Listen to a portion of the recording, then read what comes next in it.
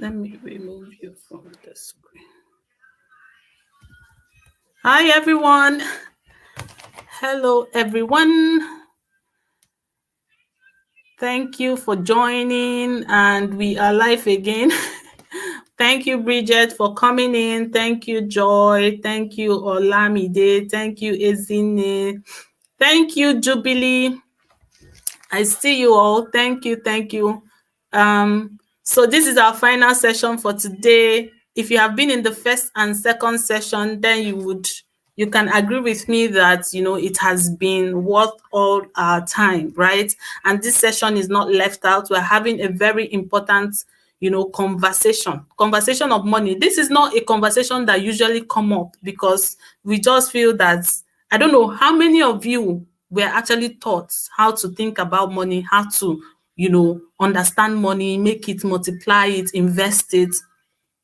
This is not a conversation that we had with our own parents, and a lot of us are struggling today because of it, right? So I say that foolishness is seeing something that did not serve you in your own childhood, and then you're repeating the same thing for your own children. So that's why we want to have a conversation. We want to empower our children to function in the world that they find themselves in today, and for a child to actually function in the world today, they need to understand how to make money, and how to deal with money, how to use money, how to create a financial plan, how to be financially literate, so that they can make the right decision, because money is important. The life that you want to live requires money, right? So very, very important. And to help us with this conversation is I'm just sharing my people with you. I don't know. I'm just sharing my people with you, right? Chinwendu is like my financial guru, right? I don't know why I'm sharing all my people with you. And she is the person that you will go to if you want to understand how to break down the complex idea of money to children. And she is the person that you also want to go to if you yourself as a parent, you want to understand, if you know that, money is not your thing. Like me, I'm not good with numbers, right? I don't even know how to keep track. I don't know how to, but she is that person that you go to understand this thing. And that's why I'm bringing her to actually help us break this thing down. She is a financial professional, chartered accountant, member of the National Financial Education Council. She is specialized in teaching both parents and children to understand money. She bridges the gap between parents and children by helping parents with tools and resources to teach their children financial literacy. So, ladies and gentlemen, as we roll the drum, please welcome our coach, our money guru, Chinwendu Okocha, on stage. Please say something nice to her as I welcome her, on stage. Please keep the energy, keep the energy, keep the energy. She needs to see that we're ready for her. She needs to see Thank that we're you. ready for her, right? So welcome, sis. It's your stage now. You know how we roll. The next time you see my beautiful face, that would be us rounding up. Thank you for doing this with us, and I'm off. well done. Oh, thank you so much, sis. Can you hear me? Can someone just confirm they can hear me? Yes, we can hear you. Good evening, everyone. We can hear you. Good evening, everyone. First of all, I want to thank you, Doug, for Parent Summit Africa. This is a laudable feat, and I really applaud you for it, for bringing parents from across the globe to teach them on how to raise a 21st century child. Thank you so much. And to you, amazing parents, I see your efforts. I see the time you're putting in. I would encourage you to put in the action. And I cannot wait for us all to sit down in years to come and then say, oh my God, we did this and we did it well. By the time we are marking our parenting report card, we congratulate ourselves and say we did it well. Thank you so much. So let's just dive into the topic of the day, how to raise children who are money smart. When you hear raising a child who is money smart, what comes to mind? When you saw this in the flyer, what came to your mind concerning raising a money smart child? Who is a money smart child? So let's just go straight to the definitions and then take it up from there. A money smart child is one who possesses an understanding of financial concepts, exhibits responsible financial behavior, and demonstrates the ability to make informed and thoughtful decisions about money. I'll take it again and then I'll break it down. Don't worry about it. Don't zoom out, you know. A money smart child is one who possesses an understanding of financial concepts. He exhibits responsible financial behavior, and he demonstrates the ability to make informed and thoughtful decisions about money. So let's now begin to break this definition down. Financial concepts. What are financial concepts? What we are trying to say is that a money smart child is a child that understands earning, that understands savings, that understands budgets, that understands investments, that understands, of course, that has financial intelligence. That's right. That understands net worth, that understands assets, that understands liabilities. All of these on the basics. Do you understand? So that is what we mean by financial concepts. And then what is responsible financial behavior? A child that has a responsible financial behavior is one that has a good attitude regarding money, that has a positive relationship with money. Do you understand? A child that is not easily influenced by the peers around, is not influenced by media, by adverts. He has a good relationship with money. And they will ask again, what do we mean by making informed and thoughtful decision about money? A child that knows how to decide when to save, when to invest, when to earn more, when to stop, and all of that. A child that is not easily carried away by the get rich quick syndrome. You know, the bring 100 naira to get 200 in 3 days syndrome.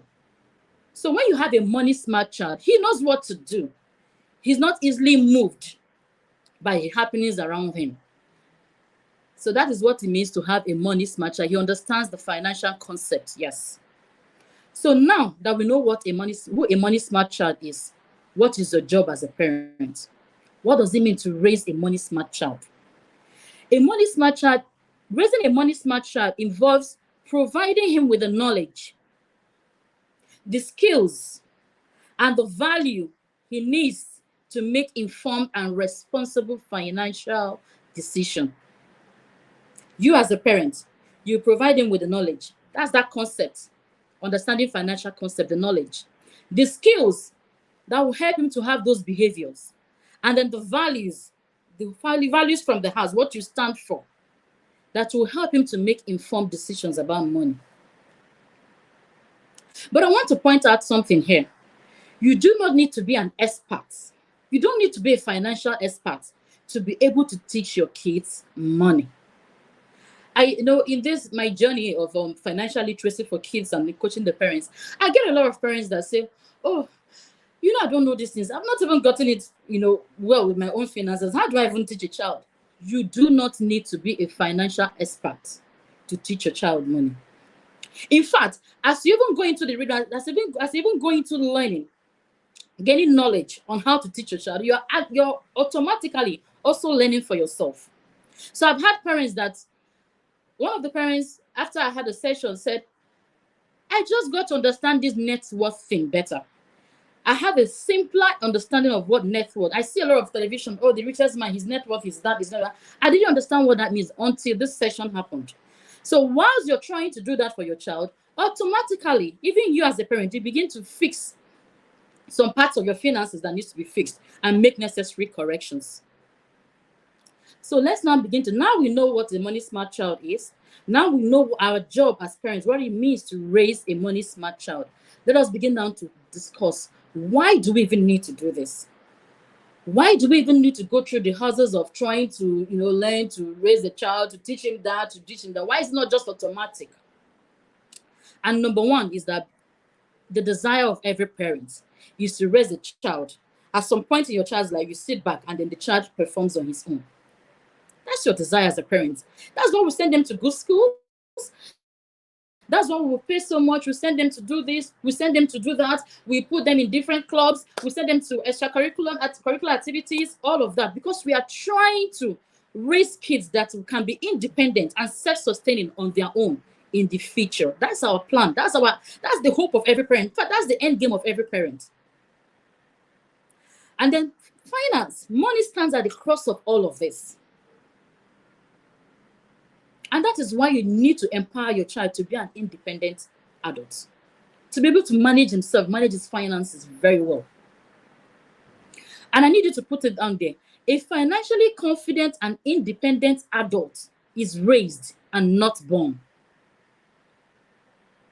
I want you to put it there. A financially confident and independent adult is raised and not born. So what am I saying? It is not automatic. The fact that you're wealthy and your child is born into a wealthy family does not automatically mean that your child will become a financially independent adult. You have to put in the work. You have to raise the child. You have to put the knowledge. You have to put the skills to be able to achieve that. Another reason why you need to teach your child money or raise a money smart child is because you want to protect your child from the highs and lows of life. You cannot take that one away. Life happens. You know, most times I've been opportune to meet a lot of victims of domestic violence. And something that's, you know, about 80 or more than 80% of them, one thing that has kept them with their abusive partner, and when I'm talking about this, I'm not talking about any particular gender. It happens, it swings both ways, right? So one thing that has kept most of them with their abusive partners is the issue of finance. Because most of them don't know where, if they leave this place, if they leave this marriage, if they leave this relationship, they're not sure of where their next meal will come from. They're not confident in their ability to be independent, to live a financial independent life. So they rather stick with their abusive partner. And sometimes it doesn't end well. Most of them die from there. We all know the stories and how most of these stories end. So because of the highs and lows, you cannot be there for your child at all times. It gets to a point in your child's life where you're not there. Nature has made it that way. Even if you live to 100, you will die someday and your child will continue. And you cannot from your grave control what happens. So because of the highs and lows of life, you have to begin now to equip your child for whatever comes. You know, and the money smartness, you know, being smart about money, financial intelligence, if you may call it, that is the one other reason why you need to teach your child money or raise a money smart child. Money smartness is the one last skill that every adult needs in his life. If you want to live life to your time, if you want to live your dreams, you need money to fuel it. You need money to fuel it. So it's the one last skill that every adult needs in his lifetime. But newsflash, it is also the one last skill that children never have. So a child needs this, an adult needs the skill to thrive, right? You need it to thrive through life.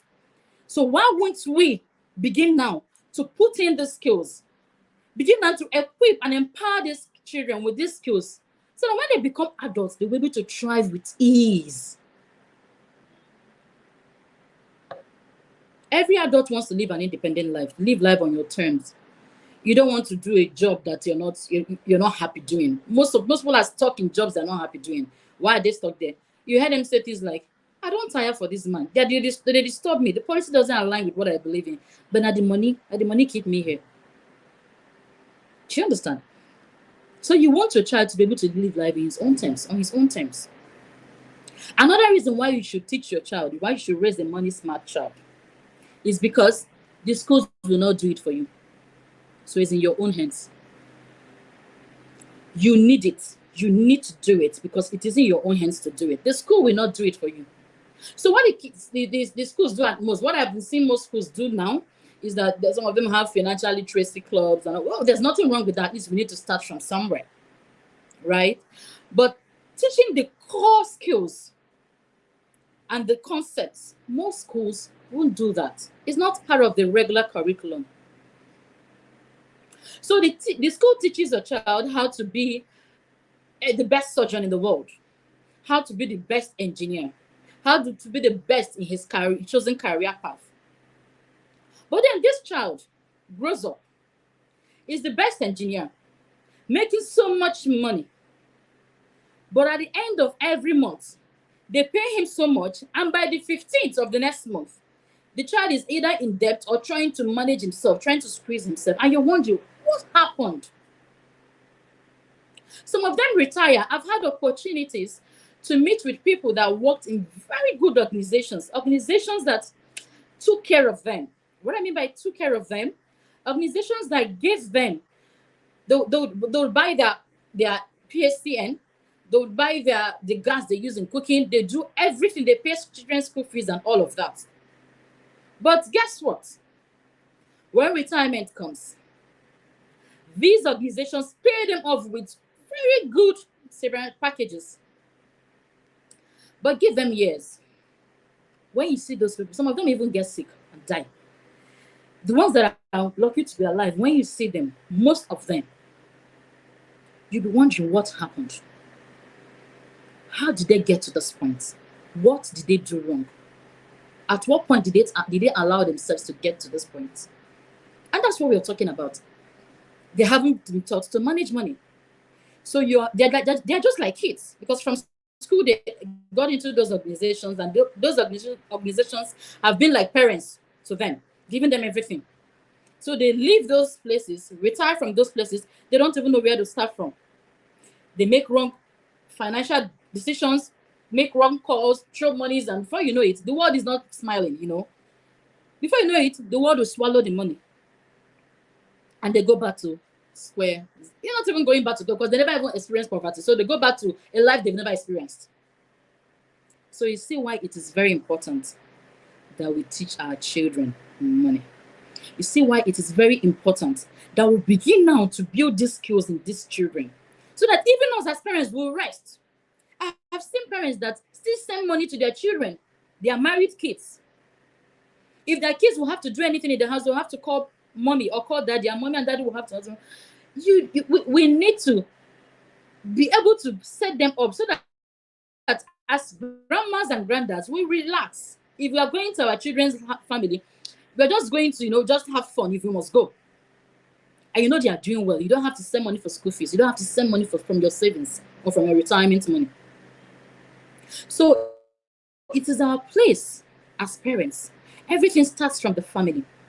We all did social studies, and they said family is the smallest unit of the society, right? So everything starts from the family. So teaching a child about money starts from the family. It is our job.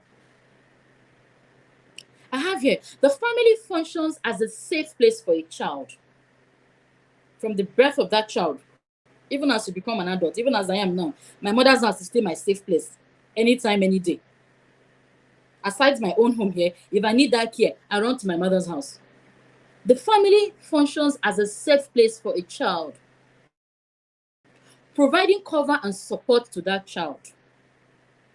However, if you do not empower that child to build his own safe place, if you do not empower the child to build his own safe place, he will become vulnerable when faced with the transitions and the challenges of life, because they must come. The child will be vulnerable. When the wind comes, they'll carry the child. That the next thing, the child might fall into the wrong hands, become depressed, fall into wrong friends. A lot of things will start going wrong from there. We cannot take away the fact that there are times and seasons of life. If you doubt me, ask Joseph in the Bible. Remember his dream. 7 years of abundance, 7 years of famine, right? In life, there is day and night, morning and evening, black and white. So there are seasons. If you watch the network news, if you watch television and watch financial news, you always hear, the stock market ended on a bullish note today or ended on a bearish note today. You hear all of that. So life has this part and has that part. You cannot run away from it. Every economy has a period of recession and has the period of bloom, where everything is, everything is there, and has the period of scarcity, The period where things are tight. The dream Joseph had in the Bible of famine and abundance, if you don't equip, was about what we were just talking about, the seasons of life. What was his recommendation to the king? That they will make do, they will maximize that period of abundance so that the period of famine, they will be fine. So if you do not empower your child in the period of abundance now, empower your child to be able to teach, be able to learn, sorry. If you don't teach your child, you'll be able to learn and know how to maximize this period of abundance when famine comes, because it will come, scarcity will come. There's nothing spiritual about this. This is life. When the period that is not going that much comes, the child might not be able to thrive. So we must take our place. We must consciously, as parents, begin to build the right money skills in your child, empowering your child.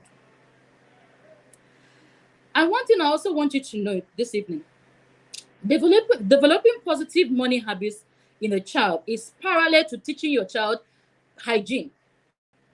Let me even use that word. I don't know for your own homes. For my own, I have 3 of them. And for each time, the early days of teaching how to brush is always war in my home. When I say war, I mean war. They will shout down the house. Something that is good for them, but they're not taking it. But after a while, we keep doing it. I don't stop. We'll not stop brushing. We'll not stop that. I just prepare my mind before I go in. We keep doing it. We keep doing it. We keep doing it. We keep doing it. Before you know it, they get a hang of it, and they begin to do it all by themselves. So developing a positive money habit is parallel to teaching your child how to brush or how to do other things. It's not going to come easy. There are times when you will get tired. You ask yourself, is this even worth it?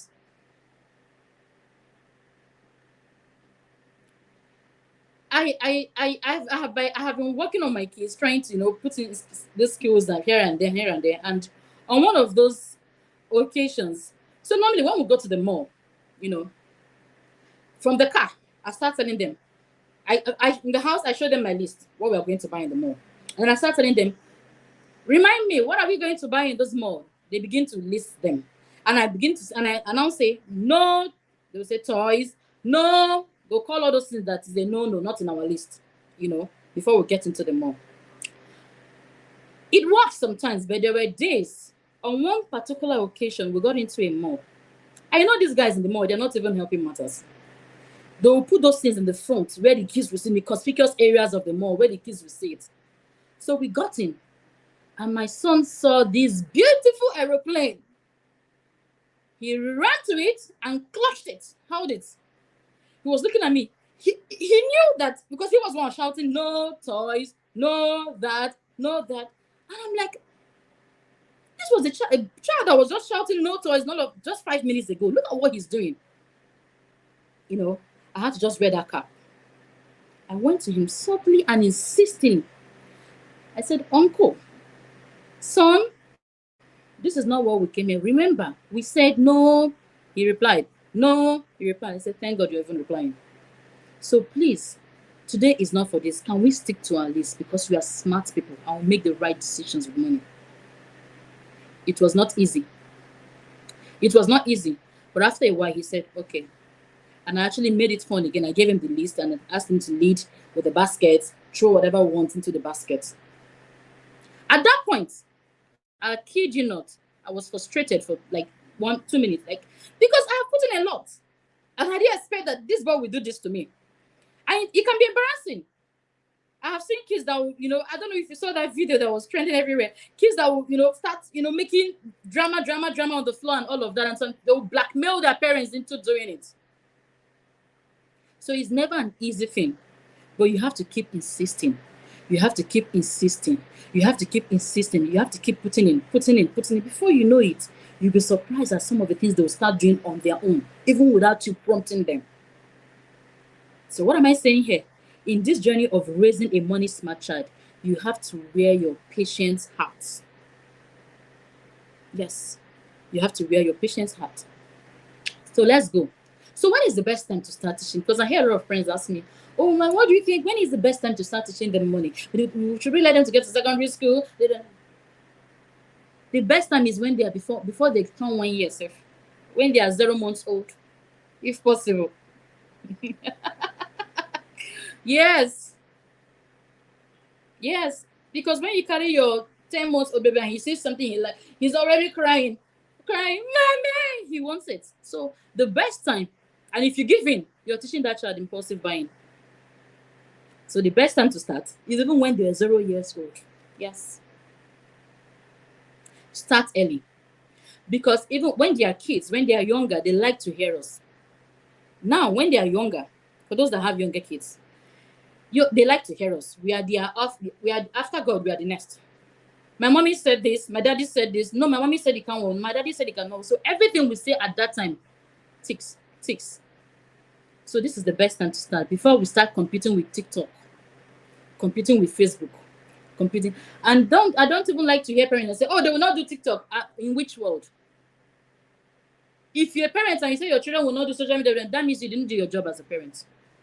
You did not equip your child for that world.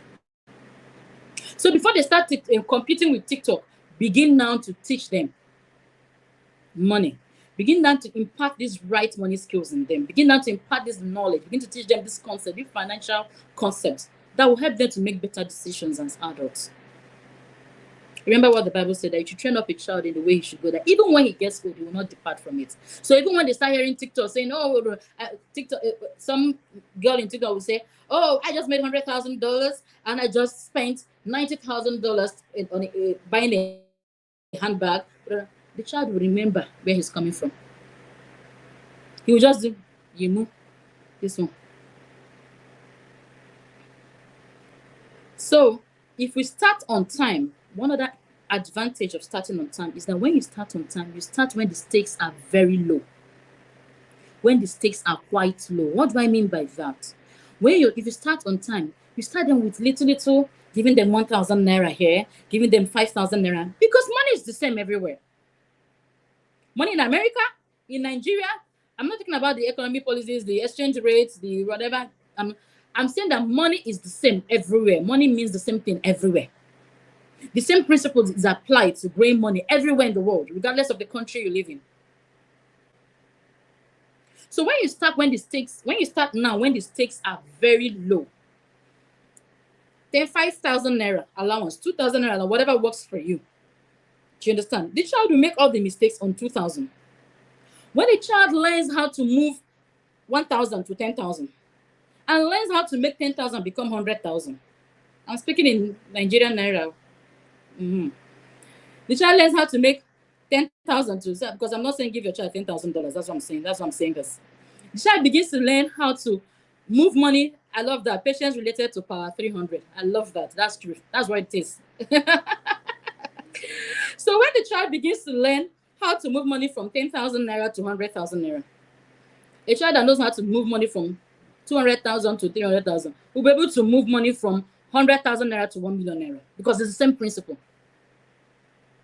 So when the stakes are quite low, they make all the mistakes they can make on small money, the one way your mind will fit take. Do you understand? Without giving this child. Do you understand? They make all the mistakes they need to make on this small amount, and they learn to do it better. Because learning curve will always set in. The more they do it, the more they get better at doing it. It's just like every other thing we've done, every other thing we do in life. It takes time to practice and master the skill, so you have to keep repeating. I'm going to tell you another story. I'll have a lot of those stories. I and my kids and money issues, because they're my lab rats, so I start with them, you understand. So traffic. One of the monsters you have, one of the money monsters, the monsters that stand on your way when you're training your kids, is traffic. You see these guys on traffic, these guys that hawk products on traffic. Judgment is for them and God. So I had put that in my kids. Most of the things they hawk, I'll say, but you have this. There might be a car, and my daughter will go, I don't have this particular car. I said, but the most important thing is that it's a car and it moves like every other car. You have this car. She might go and say, oh, I don't have it in pink, it's in red. And I said, Mama, Red, pink, color doesn't matter. The most important thing is that you have a car. So when we get to traffic, my children will naturally just start telling the traffic man, no, no, no, we have it at home. No, no, no, we have it at home. On one occasion, we got to the traffic, and it was a different kind of car that had, the one that come like a Jeep kind of. What she has is the sports cars. So she said she wanted that car. And I said, Mama, you have a car at home. She went, no, Mommy, I don't want this one. I want to, them and their thing. And then her brother said, no, you have a car at home. It does the same thing. Everything I've been telling them, he repeated it to her. And I'm like, oh, wow. So he's been listening. I got him that day. I was so happy. I was so happy. I was telling my husband, these things are entering. Yeah, it's entering. So I was just so happy. I applauded myself. Fast forward to a couple of days or weeks later, this same son that corrected his sister saw something when we were on traffic and that he wanted, and said, Mommy, I want this. And then that particular stuff, they didn't have it. So I knew saying you have it at home will not work. So I said, you can't afford it with the money you have in your piggy bank now. Let's save towards it. And then, because these kids are very smart kids, this boy now said, Mommy, I don't have this amount in my piggy bank now, but can you borrow me some? When I have up to that amount, I will give you back the money. I really want this one. Mommy, I really want this one. The whole emotional thing he had a mix of plenty sense and emotions and everything working at the same time. Hey, God. I insisted, and I told him, we cannot buy things on impulse. If you must buy it, let's go back home and plan and know how much we need for them and begin to work towards it. So that gave me a space to be able to put in new things.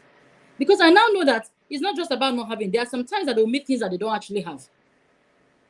And I began to teach them about impulsive buying. You cannot buy things on impulse. You can't just say things. You have to think through. If you really, really need, give it some time. Think if you really, really need this before you buy. And also, you cannot buy things with money you borrowed. You cannot spend money you don't have now. Borrow money and spend money you don't have now. You cannot do that. So it gave me an opportunity. Instead of me feeling frustrated and all that, it gave me an opportunity to see another section, another teachable moment to use. You understand? And I deployed it immediately. I showed him saying, I need it, Mama. You understand? And I used it and I drove home that lesson at that point. So now that we've established why we need to teach our kids, why we need to raise money smart kids, let's now begin to discuss how we raise these money smart kids. How do we raise kids that will be so in tune with finances, with their finances, that they are able to make the right decision regardless of where they find themselves? How do we raise these kids? How do we consciously build these things in these kids? And for me, number one is you. You as a parent is the number one. You have to rewrite your story. You have to rewrite your own money story. Most of us are coming from, a lot of experiences. We are coming from places where money was held sacred. It wasn't discussed. So you have to begin to unlearn and relearn as a parent. Remove those wrong money habits. Those things that you do that that you're actually not supposed to. Begin to consciously work towards removing them. Because these kids are watching us. I keep telling a lot of parents I work with, I tell them most times they say, oh, generational poverty. I love generational wealth. I love transfer of generational knowledge. I love that a lot. And I tell them that these things will say, oh, that's how it is. Most times it's because the things you saw your parents do, you continue to do the same things. Your parents, and the result you gave your parents is the result it will give you too. And then your kids also see you do it. They do the same thing. And the result you gave your grandparents and gave you is the same result. And then you not say, oh, generational this, that. That's not to say that they're not, some peculiar situations. That's not what I'm saying. Right? So you have to lead by example. You have to lead by example. Begin with yourself. You have to lead by example. You have to unlearn some wrong things and begin now to learn the right ones.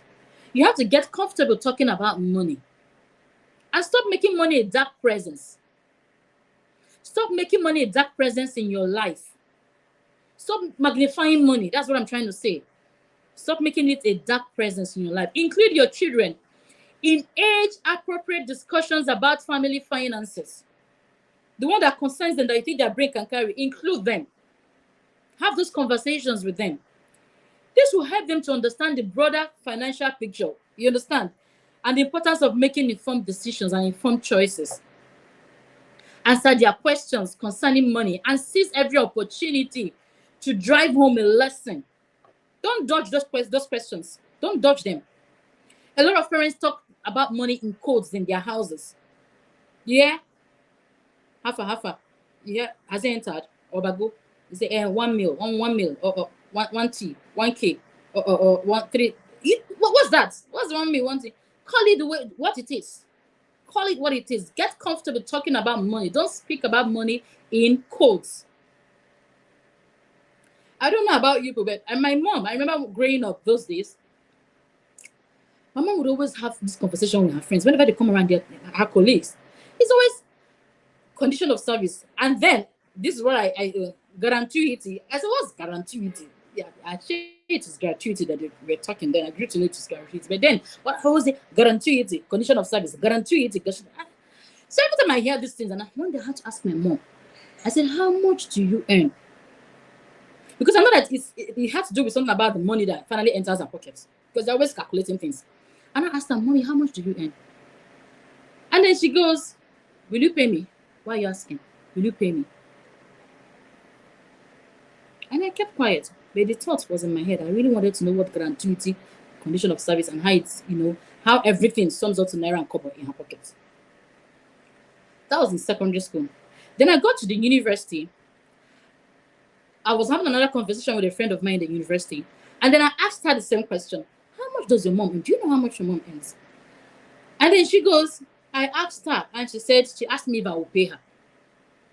And I was like, okay, that means you're not even supposed to discuss these things. But that's wrong. That would have been a beautiful, teachable moment. To teach your child, tell your child what you do at work, the value you give at work, and how you get paid for that value.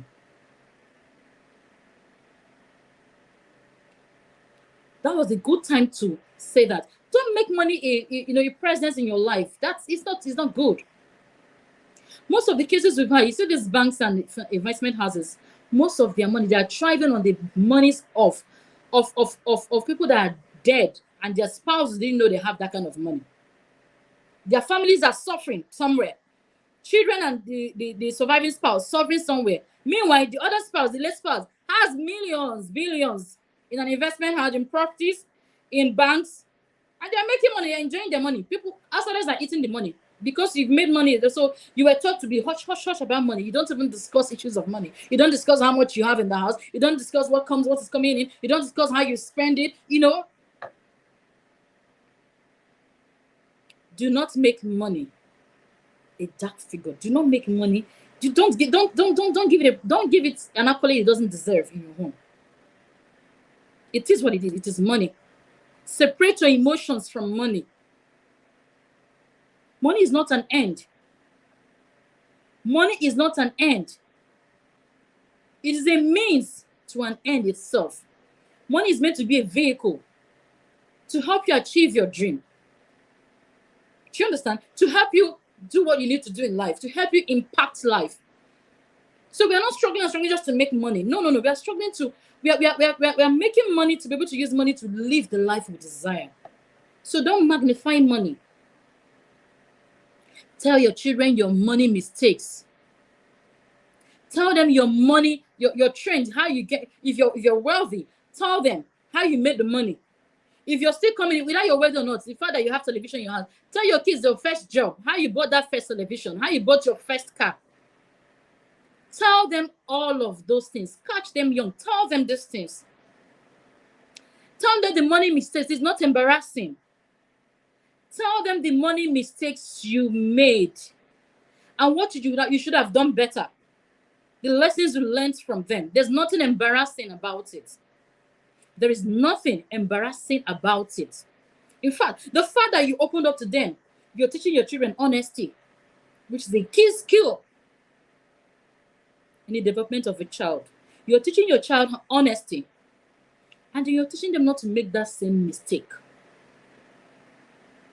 Tell them you went into an investment without knowing, and then this happened, that you didn't ask questions, you didn't find out, you didn't have good knowledge of this investment, and you did it, and this happened, this didn't happen. And tell them, if I had known, I shouldn't have done it. If I had done it this other way, I wouldn't have gotten this result. Let them know your money mistakes. So this is all, everything I've been talking about is you, the things you need to do on yourself, the things you need to do. You understand? The things you need to do on yourself before all that thing. So let's go to the second way, how to teach your child money. Value. What is your family money value? Teach your child your family money value, or your family financial value, whatever, it means the same thing. What is the family money value concerning earning? Or is it anything goes once it's bringing money?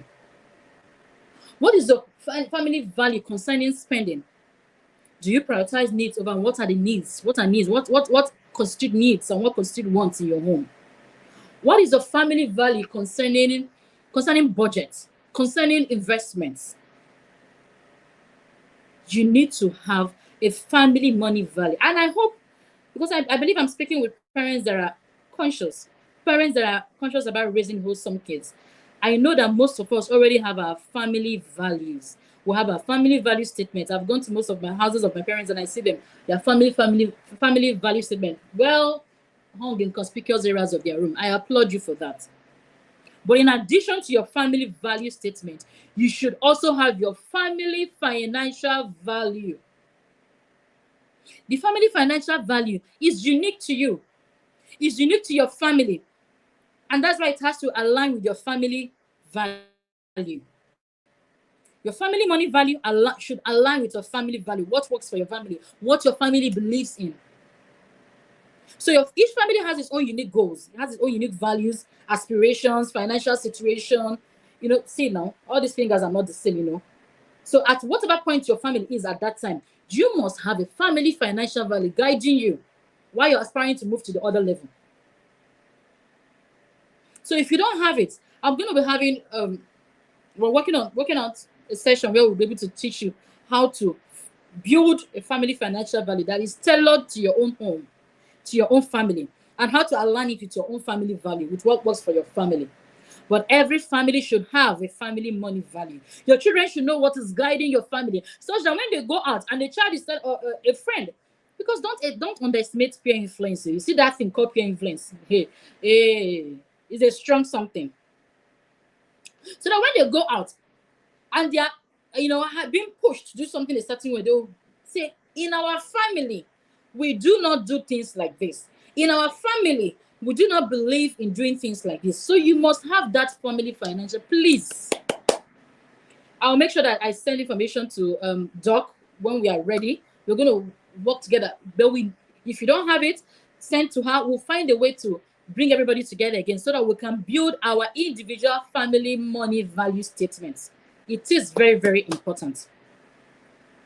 And when you're doing that, every member of the family has to be part of it. Everybody must have a say. Thank God for the previous session we had, having a relationship with a child. So your child must have a say when you're building your family money value. They should be able to say, "Oh, mommy, I understand what this is." They should be able to explain each part of the value statement. Do you understand? It has to agree with your family value. I've said that earlier. And as a child grows, he might switch and becomes independent. Some of them will change, but they should understand whatever the basic ones, those ones will not change. Do you understand? They will not change. So after establishing a money value system, then now you have a working plan. You have a value statement hung at every conspicuous wall. Sitting in the children's lounge, children's sitting area, they sit with parents sitting conspicuous, the places where they spend time. Hung there, clear. They are seeing it with a clear eye. Do you understand? When you now finish, you now begin to teach these financial concepts. You teach financial concepts. And for me, in teaching a child, in teaching money to your child, I like to adopt the holistic approach. What am I saying? I don't believe in just teaching financial concepts, teaching you savings, teaching you budget, teaching you investments, what have you, all of that, all the money concepts you know. While you're teaching that, I also believe in developing the skills that will sustain that teaching. And those skills are the behavioral part. Remember, we said in our definition, your job as a parent is to put the knowledge and the skills and the value. So this value is the financial money and family financial value statement. The financial knowledge is this the financial concept, and the behavior is the skills that you need to develop in the child. So in taking a holistic approach, I'll teach the child while I'm teaching the concept. I'm teaching the child the concept of earning, savings, and all of that. I'm also building the right skills in that child, so that when Obogu said here, when go becomes go, when basbos happens, those skills are already in the child. The child is able to come out, you understand, and just utilize what he has on the inside already. It comes naturally to the child. Do you understand? So in taking a holistic approach, and knowing after I'm sure we've agreed now that what is on the inside controls what's on that side. So we've agreed that while you're also teaching concepts, you should also teach the skills. Let's now begin to look at these concepts.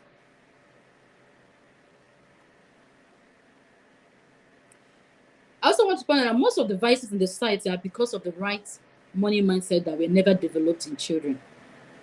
So then when they become adults, they don't have those mindsets. So you can teach a child savings, teach a child earning, teach all of those things. If you don't put those things in the side of the child, when peer pressure comes, they'll just follow them. So let's go into those concepts. The knowledge part. Earning. Number one is earning, the basic money concepts. We need to connect the idea of work with earning money. Teach a child the correlation between effort and financial reward. Remember what I said earlier when I was telling you the story of my mother, where I asked her what she earned and she said, "Will you pay me?" That was a good time for her to teach me and tell me what she does in her office, and tells me that she puts in this effort and she gives so and so value to her office, and in return, the office pays her for it. So you have to teach your child earning. Use real life situations to explain dignity in labor. Unfortunately, we're in a society where certain kind of professions are seen as the main, but thank God for disruptions coming from the internet and all of that. There are many ways of making good money. Thank God for disruptions. So we need to teach our kids dignity in labor. You need to show your kid that the aboki that is polishing your shoe, the aboki, as he's doing that, he's giving you value because he's giving you a beautiful, outlook to your footwear. And as he's doing it, you're also giving him money, financial reward in exchange for that. So that's the dignity in labor. That is where that's the job he finds to do, and he's doing it well, and he's getting reward for it. Take them to the supermarket. Explain what is happening there. Explain the earning process to them. They go to the salon. Tell them that the lady that is making their hair is giving them value, making their hair fine, making them come out well. And in exchange, you're paying money. Explain the concept of earning to your kids. Very important. And in explaining these concepts of earning, also let them practice it. I am not a fan of paying for chores, because you're living in my house, eating free food, enjoying all the different things I give you as a parent, as my job as a parent in giving you. I also want you to be responsible. So I'm going to teach you responsibility by giving you age-appropriate chores. So I don't pay you for giving chores. But there's something I do. There's something I call, what do we fix chores?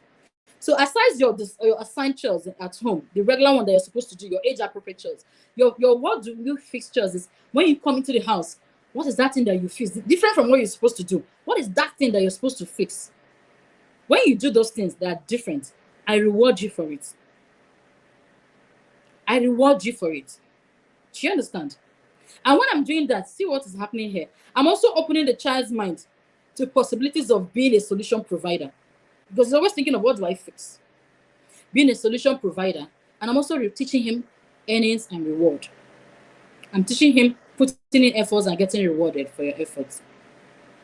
So, but for the older kids too, you can actually begin to task them to think of things they can do to make money. Think of things they can do to make money. Do you understand? So let's move to the next one, savings. Teach your child the value of saving money for future goals. Help your child to set short-term and long-term saving goals and celebrate their achievements when they reach them. What is the short-term goal? I say, oh, I want to have this. I want to do that. Okay, so what is it? Teach them what short-term goals are. For the younger kids, short-term goals could be because of the way they are. Short-term goals could be within 1 month, 2 months, 3 months. But for the older kids, explain what short-term goals mean. Things below 1 year. And long-term goals, those above 1 year. Teach them how to save. Okay, if you need to buy something at so and so time, how much do you need to set aside to be able to get it? Be with them. And then when they hit it, please reward them, celebrate them. Celebrate them for hitting those goals. And then for the younger kids, another way you can also teach them how to save. For the very young ones, you can do the piggy bank thing, just put the money into one piggy bank, you understand, to save. But for the ones that are at mid-level, you could use jars. I love that part. I love to use jars. Why? I would have 4 jars. The first jar will be my giving jar. That's where the money for gifting, buying birthday present for their siblings and friends, money to give to charity will be. Transparent jars, and I will name them, first one, giving. The second jar will be the living jar, spending jar, because, if you don't teach a child how to live in the moment, he will save, and he will not be able to live. So the living jar, the jar using, enjoying yourself. Okay, I want to have a snack, I want to have the living jar. The second jar will be the short-term savings jar.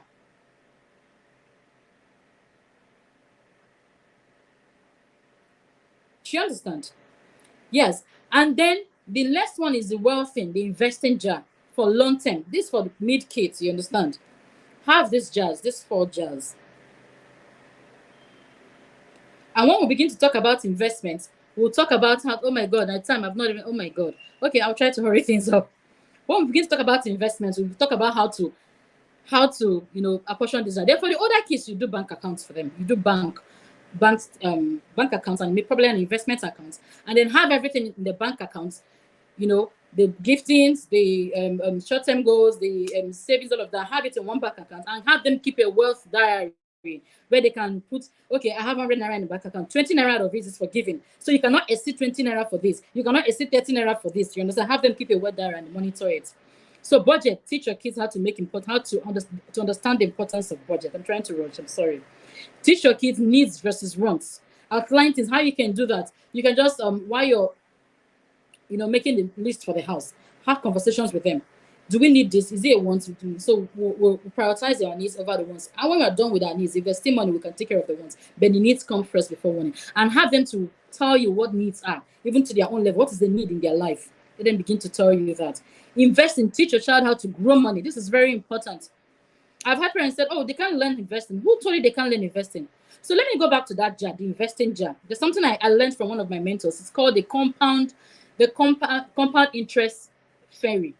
You know the way you have your tooth fairy, when they lose their teeth, the tooth fairy will come and put money. It's called the compound interest. So the whole idea is that in that investing jar, you have them put some money for investment. So at the end of the month, you put an amount as interest. You go there when they're not around, open it and drop it. And then come back after you must have done it. Let's pick your investment jar to see if the compound interest fairy has come to reward you for investing. Do you understand? This is for the younger kids, you understand?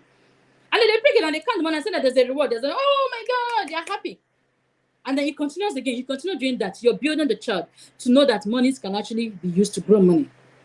Then for the older kids, you open investment accounts for them and monitor it for them. Thank God for apps and all of that. It's easier now to monitor investments. Monitor the investments with the investment accounts.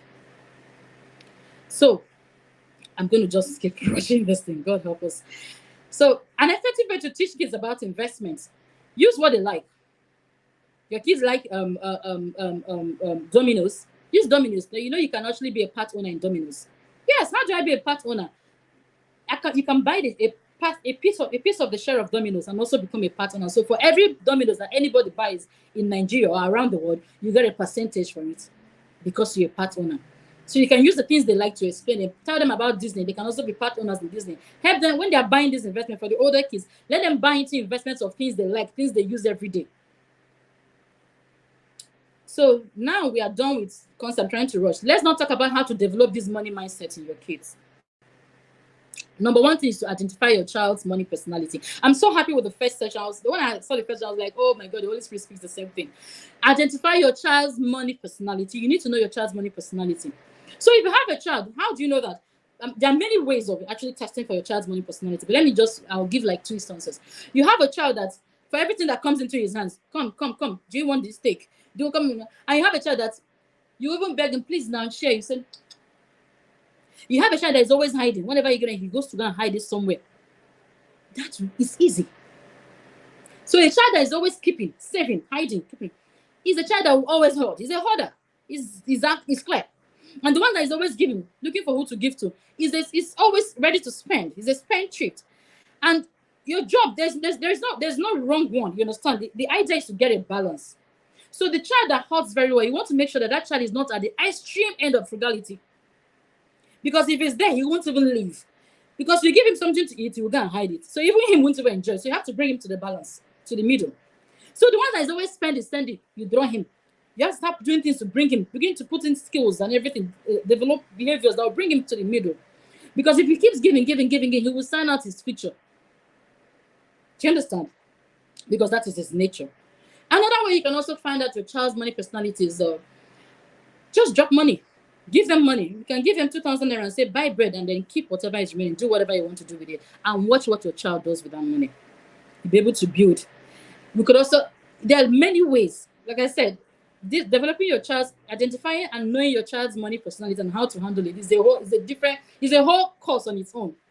It's not something we can actually exhaust here. But yes, that's one of the things you can do. Is a child a hoarder? Is he a spender? Is he a hustler? You can tell that. Observing your child and see how eager he is to spend money can tell you the kind of person your child is. Another thing you can do, the skills now, remember you're talking about the skills, the inside now, the skills that sustain the outside, is to teach your child to show gratitude. A child who is raised knowing how to feel and express gratitude usually grows up to be a well-rounded individual. Gratitude will increase the child's happiness and teach them to be more emphatic and contentment. So while he's aspiring for the next level, he's contented with the level where he remembers things. Oh, I'm grateful for the fact that I had my breakfast today. I'm grateful for that I have clean water. I'm grateful for that I don't have this yet, but I'm aspiring to that. I'm grateful for this. Teach your child to be grateful. And how do you do that? To be grateful. And how do you do that? Begin. When you come back home, what are you grateful for today? From school. As I'm picking, because sometimes at home, when I'm waiting for at home, we have a lot of things already, staged for the evening. So I have my best time with my kids when I'm coming back from school run or when I'm going for school run. I begin to say, what are you grateful for today in class? Teach them gratitude. Teach us. For the older kids, teach them to write it. To keep the gratitude diary. It's very important. You're going to teach them how to be contented. We're going to teach them how not to have a jukoko. Wherever they are content and why they are striving for the next level.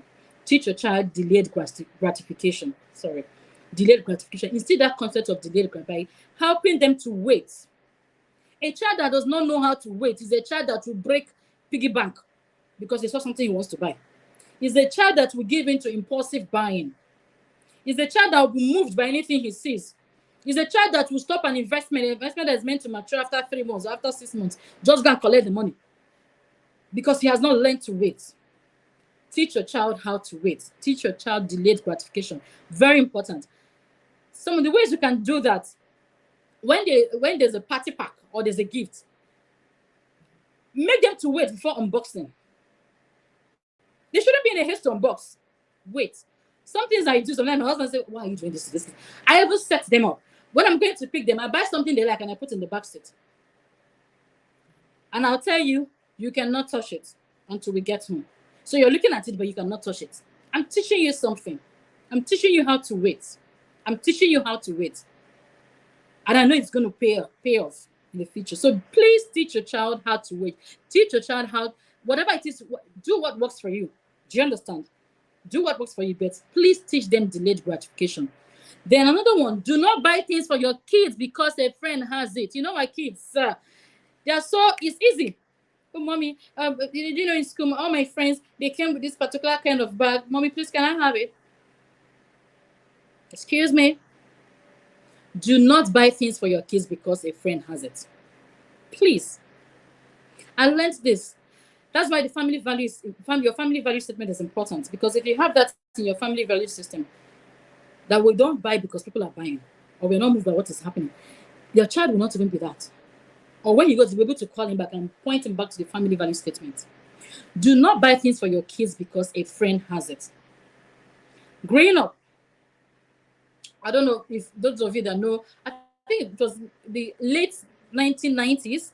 There was this fabric, Akwoche. I don't know if you know, Akwoche. Do you remember that dress? It had this beautiful, it had a way of giving curves to the child and all of that, to the lady, a girl. So I had this cousin that was with us in the house. So we were all saying Christmas, one moment to buy us Akwoche, Christmas, Akwoche. And when we are asked to write our Christmas list, of course, yours sincerely wrote Akwoche, blue color, dark blue color, and wine color. I had the colors I wanted. I had how I wanted to sample them. And then my cousin wrote the same thing. This my cousin lives with us. And then on the day for Christmas shopping, my mom took us to the market. We got into the shop and then we went into an Akwoche shop, truly. But guess what? My mom bought Akwoche for my cousin. Blue.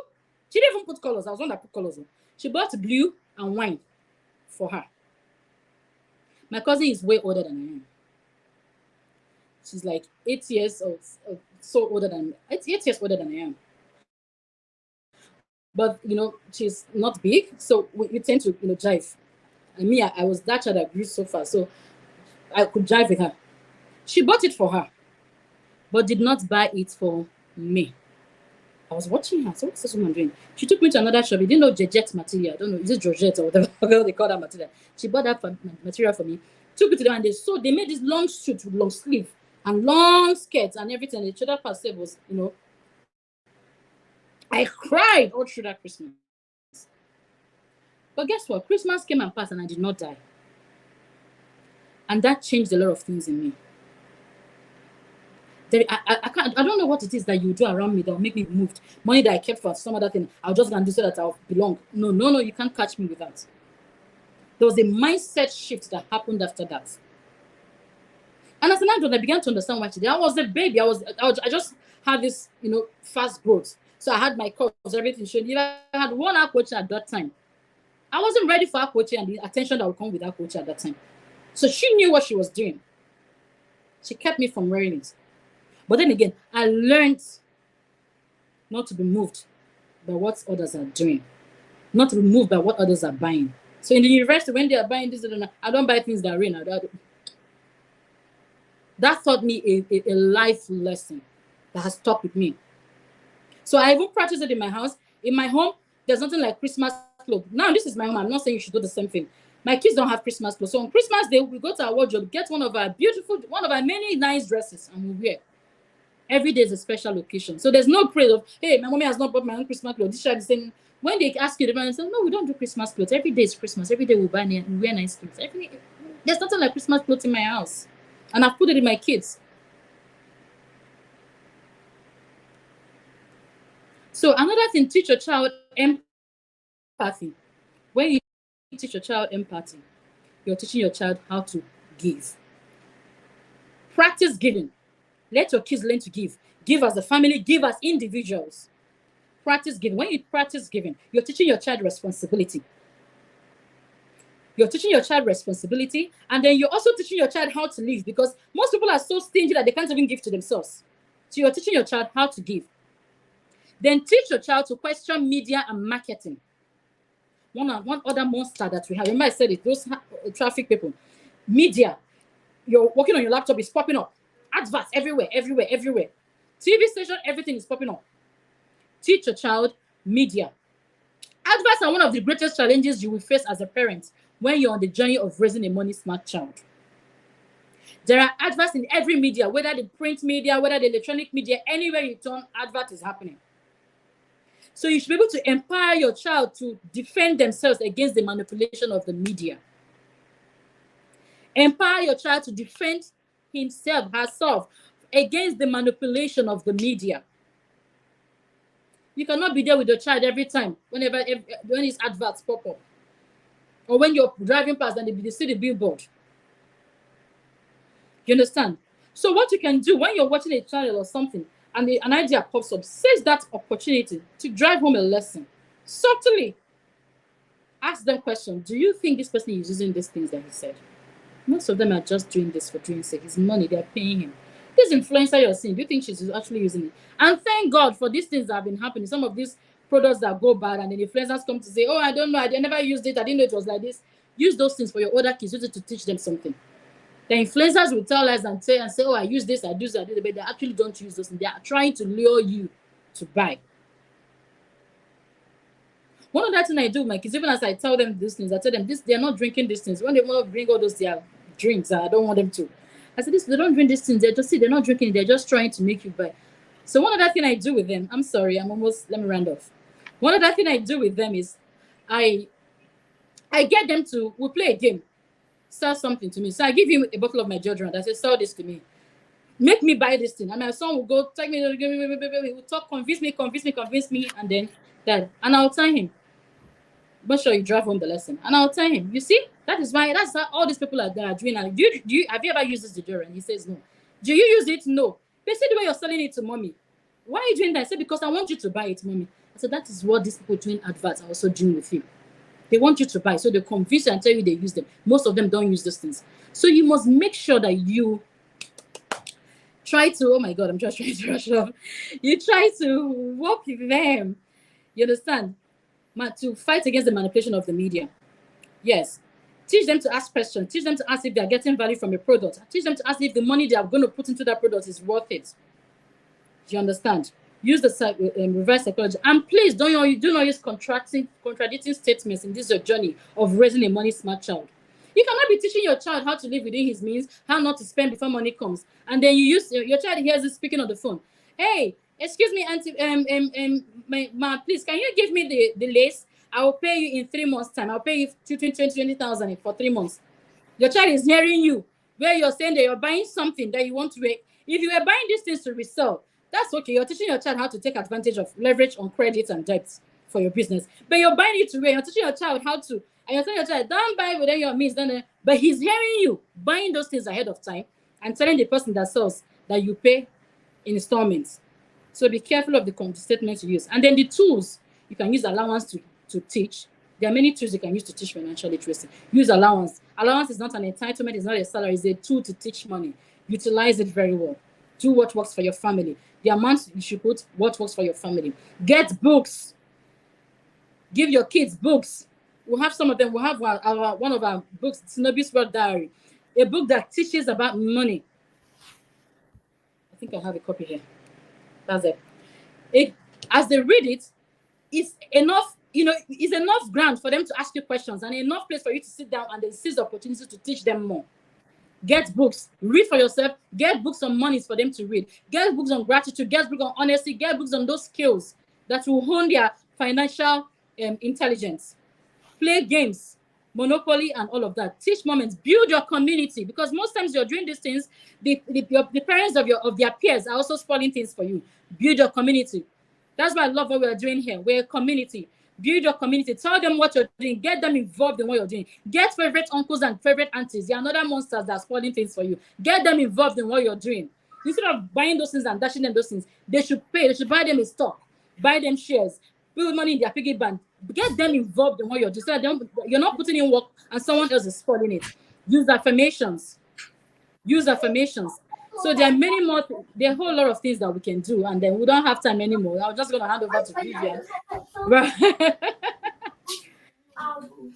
Okay. Thank you so much. Thank you so much. This is really wonderful and insightful session. I mean, you left the meat at the end, and now we're now rushing to to catch up with everything, but it's fine. Guys, do you have any question? If you have any question, this is the time. We'll take a few minutes to take questions. If you have any question, please drop it. Do we have any question?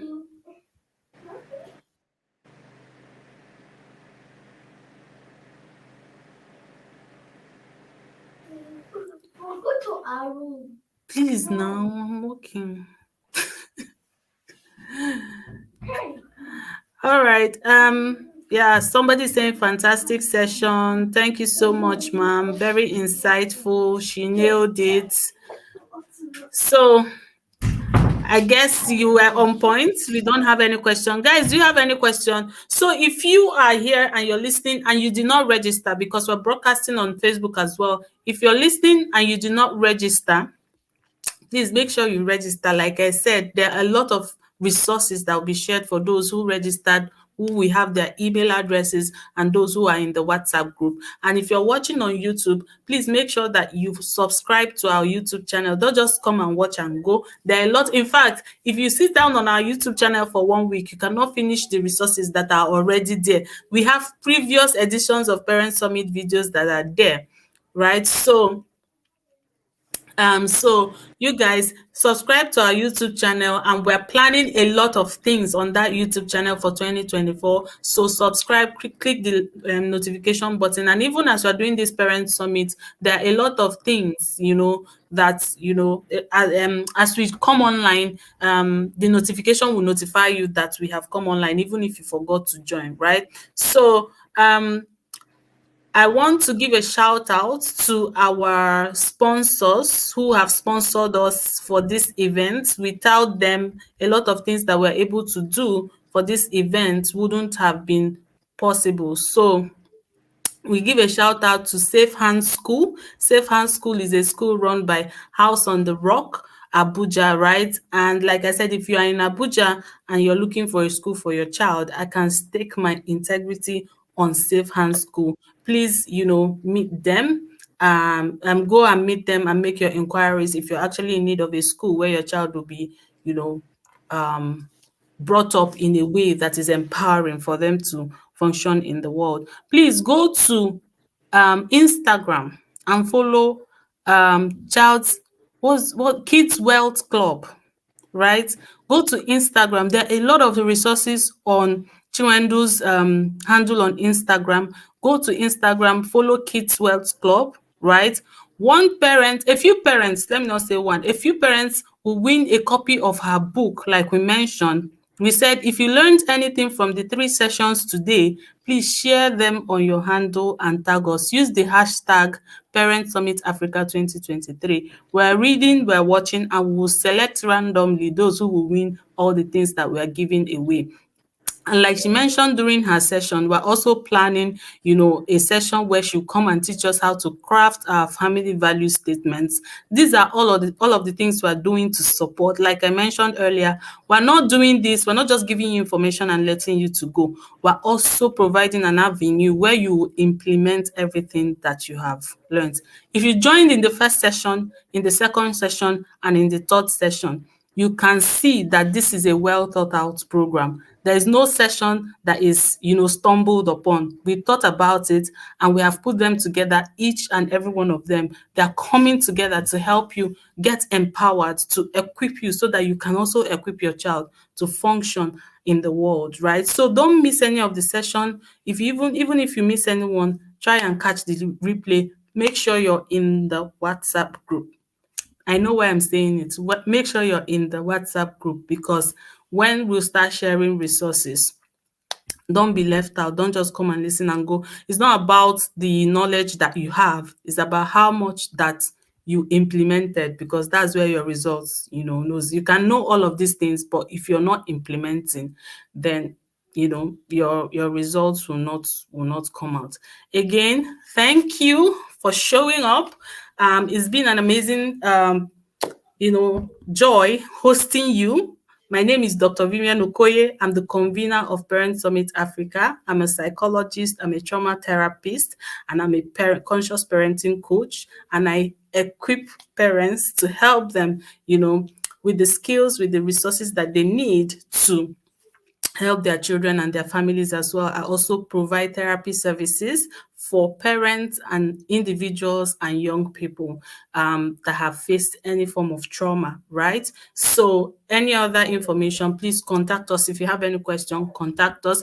The session tomorrow is starting at 3 p.m. Nigerian time, 2 p.m. 2 p.m. UK time. I'm in the UK, so I know UK time and Nigerian time Others, please convert to your time and show up, right? So see you again tomorrow. Tomorrow we'll be talking about how to raise children in the West. So if you're in the abroad or you're planning to come to the abroad, please don't miss that session. I am begging you, because my eyes have seen my ears in this abroad and what parents are doing with their children.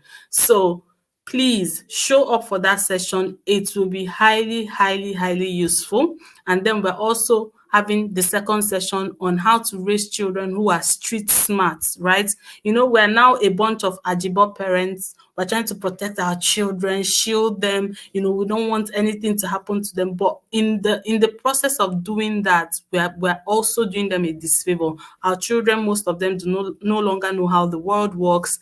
You know, they're just like, you know, buried, have their head buried in the sand. When they eventually leave our homes, they will just be roaming around and wondering what is going on here, because we have not equipped them to think and to function in the world. So those sessions are really, really going to be amazing. So make sure that you come. So it's just accolades in the chat for you. Thank you for teaching us. Thank you for all the amazing insights. Guys, these things that have been taught, they're not things that you just, you know, listen to and go away, right? Please go back. Even me, you know, I was just typing here. I said I was planning a summit. I didn't know I was planning it for myself, because most of the things that were taught here are making me go back, you know, to my own plan, to my own, you know, own family values and everything, and looking at what we're doing wrong, what we're doing right, and what we need to add. That's to tell you that the learning never ends. So even myself, I keep on planning, I keep on re-strategizing. As the end of the year is coming, I'm doing my reviews, I'm looking at what we have done for the year, I'm looking at what we have taught, I'm looking at what we need to teach for the coming year. So this is what I do. We review every quarter or every half of the year, and at the end of the year we retreat and look at what we have struggled with, what we need to change, what we need to adapt. You know, if you do a project, or if you plan to do anything, even in your career, even in your business, and you sit down and make your plan, make your budget, why won't you do that for your parenting? Why do you think you just wake up, you know, your children wake up, and then when they turn 30 they will turn out all right? It doesn't work like that. You also need a plan, you also need a strategy, you also need to constantly review and look at how you're doing things and what you need to do differently. And most of all, you also need a community of like-minded people and support to help you achieve and keep you accountable for all of that. And this is why we do everything that we do. So stay with us, stick with us, tell someone about Parent Summit Africa, and let's come back here tomorrow and keep on learning and keep on building this community of conscious parents. And as we do things right individually and in our families, this is how we build the kind of society and the kind of world that we want to see. Thank you, and we'll call it a day for today. Thank you. In the absence of any question, we would call it a day for today. So I'm just looking. Okay, someone says, how can I register? Please check my Facebook or my Instagram. You know, the link is all over the place. And my Facebook is Vivian Okoye, Vivian with a double N. The same thing with my Instagram. So just check and see. You will see the link in most of my posts. So you find the link and come back in. All right, fam. See you guys. Have a wonderful day, and we'll call it a day, right? Bye.